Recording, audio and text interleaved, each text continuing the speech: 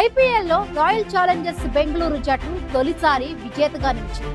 ఈ నేపథ్యంలో బెంగళూరు నగరంలో ఆర్సీబీ జట్టు సభ్యుల పరేడ్ చిన్నస్వామి స్టేడియంలో సన్మాన కార్యక్రమాన్ని చూసేందుకు పెద్ద సంఖ్యలో అభిమానులు తరలివచ్చారు. ఈ క్రమంలోనే చిన్నస్వామి స్టేడియంలో తొక్కిసలాట జరిగి 11 మంది ప్రాణాలు కోల్పోయారు. ఆర్సీబీ జట్టు విజయోత్సవ వేళ నిర్వహించిన వేడుకలు అభిమానుల మధ్య తొక్కిసలాట ఘటనతో చివరకు విషాదాంతమయ్యాయి.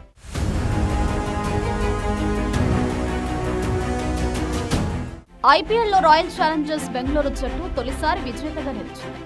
ఈ నేపథ్యంలో బెంగళూరులో నిర్వహించిన విజయోత్సవంలో తొక్కిసలాట జరిగి తీవ్ర విషాదాన్ని మిగిల్చింది. ఐపీఎల్ ఫైనల్లో విజయం సాధించి కప్పు గెలిచిన అనంతరం బెంగళూరు నగరంలో ఆర్సీబీ జట్టు సభ్యుల పరేడ్ చిన్నస్వామి స్టేడియంలో సన్మాన కార్యక్రమాన్ని చూసేందుకు పెద్ద సంఖ్యలో అభిమానులు తరలివచ్చారు. ఈ క్రమంలోనే చిన్నస్వామి స్టేడియంలో తొక్కిసలాట జరిగి 11 మంది ప్రాణాలు కోల్పోయారు. అంతేకాదు 50 మందికి పైగా గాయపడ్డారు. ఈ తొక్కిసలాట ఘటనతో కర్ణాటకతో పాటు యావత్ దేశం దిగ్భ్రాంతికి గురైంది. అయితే చిన్నస్వామి స్టేడియానికి అంచనాలకు మించి అభిమానులు భారీగా తరలిరావడం వల్లే తొక్కిసలాట జరిగిందంటూ కర్ణాటక ప్రభుత్వం చేతులెత్తేసింది. బెంగళూరు తొక్కిసలాట ఘటనలో 11 మంది మృతి చెందినట్లు కర్ణాటక సీఎం సిద్ధరామయ్య ధృవీకరించారు. మృతుల కుటుంబాలకు 10 లక్షల పరిహారం ప్రకటించారు. తొక్కిసలాటలో గాయపడిన వారికి ఉచిత వైద్యం అందిస్తామని సీఎం సిద్ధరామయ్య తెలిపారు.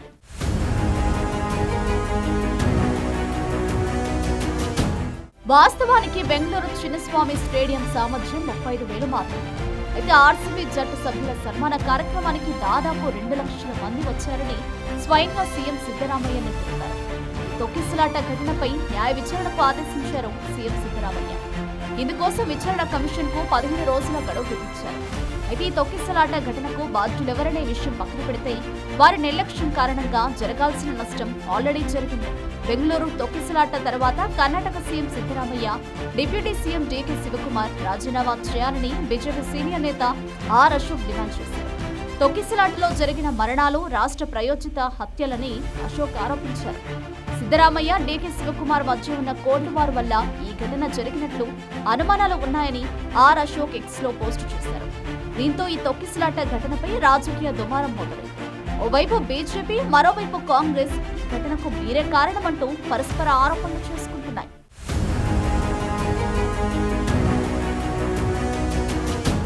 గుజరాత్లోని అహ్మదాబాద్ లో ఐపీఎల్ ఫైనల్ మ్యాచ్ జరగగా పంజాబ్ పై గెలిచి ఎన్నో ఏళ్ల కలను సాకారం చేసుకుంది ఆర్సీబీ. ఆ మర్నాడు ఆర్సీబీ టీం హెచ్ఏఎల్ విమానాశ్రయానికి చేరుకుంది. అక్కడ ఆర్సీబీ టీం ఘన స్వాగతం అందుకుంది. అయితే కర్ణాటక ప్రభుత్వం విధాన సౌధ ప్రాంగణంలో క్రికెటర్లను సన్మానించాలని నిర్ణయించడంతో ఆర్సీబీ ఆటగాళ్లు బస్సులో విధాన సౌధకు చేరుకోగా అక్కడ గవర్నర్ తావర్చంద్ గెహ్లోట్, ముఖ్యమంత్రి సిద్ధరామయ్య, ఉప ముఖ్యమంత్రి డీకే శివకుమార్ ఆధ్వర్యంలో ఘనంగా సన్మాన కార్యక్రమం జరిగింది. ఆ తర్వాత చిన్నస్వామి స్టేడియంలో జట్టును సన్మానించడానికి కర్ణాటక క్రికెట్ సమాఖ్య ఏర్పాటు చేసింది. కానీ అంతకు ముందే ఈ ప్రాంతానికి భారీ ఎత్తున అభిమానులు చేరుకున్నారు. అంచనాలకు మించి అభిమానులు రావడంతో నియంత్రించడం పోలీసుల వల్ల కాలేదు. స్టేడియం సామర్థ్యం 35,000 మంది అయితే దాదాపు 3 లక్షల మందికి పైగా అభిమానులు తరలివచ్చారు. అదే సమయంలో వర్షం కూడా కురిసింది. ఆర్సీబీ జట్టు స్టేడియానికి వచ్చే లోపలే తొక్కిసలాట జరిగి 11 మంది చనిపోయారు.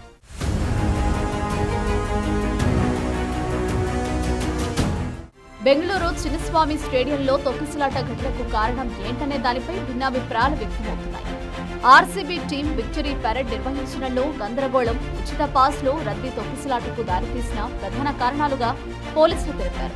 స్టేడియంలోకి ప్రవేశ టికెట్లు లేని అనేక మంది క్రికెట్ అభిమానులు టికెట్లు ఉన్నవారితో పాటు ప్రాంగణంలోకి రావడానికి ప్రయత్నించడంతో తొక్కిసలాట జరిగిందని పోలీసులు తెలిపారు. అయితే విక్టరీ పరేడ్ నిర్వహించడం లేదని, టికెట్లు ఉన్నవారిని మాత్రమే స్టేడియంలోకి అనుమతిస్తామని పోలీసులు స్పష్టం చేసినప్పటికీ అభిమానులు స్టేడియం వెలుపల పెద్ద సంఖ్యలో గుమిగూడారు. అదే సమయంలో 7వ నెంబర్ గేటు వద్ద ఉచితంగా టికెట్లు పంపిణీ చేస్తున్నారంటూ వదంతులు రావడంతో కొందరు అటుగా వెళ్లేందుకు ప్రయత్నించడంతో పాటు గేట్లు మూసి టికెట్లు ఉన్నవారిని కూడా అనుమతించకపోవడంతో గందరగోళం నెలకొని తొక్కిసలాట జరిగిందని ప్రత్యక్ష సాక్షులు చెబుతున్నారు. ఈ క్రమంలో పోలీసులు కొన్ని చోట్ల లాఠీ చార్జ్ చేశారని క్రీడాభిమానులు ఆరోపిస్తున్నారు. ఏదేమైనా ఆర్సీబీ విజయోత్సవ వేడుకలు ఆనందంగా మొదలై విషాదాంతమయ్యాయి.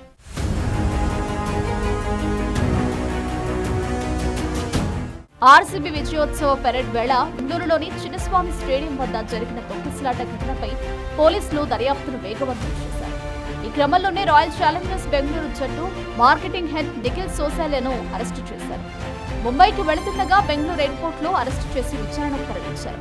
నిఖిల్ తో పాటు ఆర్సీబీ విజయోత్సవ ఈవెంట్ నిర్వాహక సంస్థ డిఎన్ ఎంటర్టైన్మెంట్ నెట్వర్క్స్ ప్రైవేట్ లిమిటెడ్ కు చెందిన 3 సిబ్బందిని కూడా పోలీసులు అదుపులోకి తీసుకున్నారు.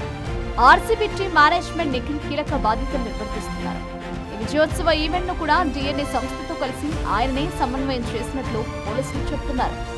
మరోవైపు ఈ తొక్కిసలాట ఘటనకు కర్ణాటక హైకోర్టు సుమోటోగా పరిగణించి విచారణ జరిపింది. లక్షల మంది క్రీడాభిమానులతో ముడిపడిన కార్యక్రమాన్ని నిర్వహించడంలో వైఫల్యం ఎవరిదో తేల్చి చెప్పాలని రాష్ట్ర ప్రభుత్వాన్ని ఆదేశించింది. ఈ నేపథ్యంలో కోర్టు సూచనలతో రాష్ట్ర ప్రభుత్వం తొక్కిసలాట ఘటన దర్యాప్తునకు సిఐడి పోలీసులతో సిట్ ఏర్పాటు చేసింది. ఈ ఘటనకు కర్ణాటక క్రికెట్ సమాఖ్య ఆర్సీబీ ప్రతినిధులను బాధ్యులుగా పేర్కొంటూ తక్షణమే అరెస్టు చేయాలంటూ ప్రభుత్వం ఆదేశించింది.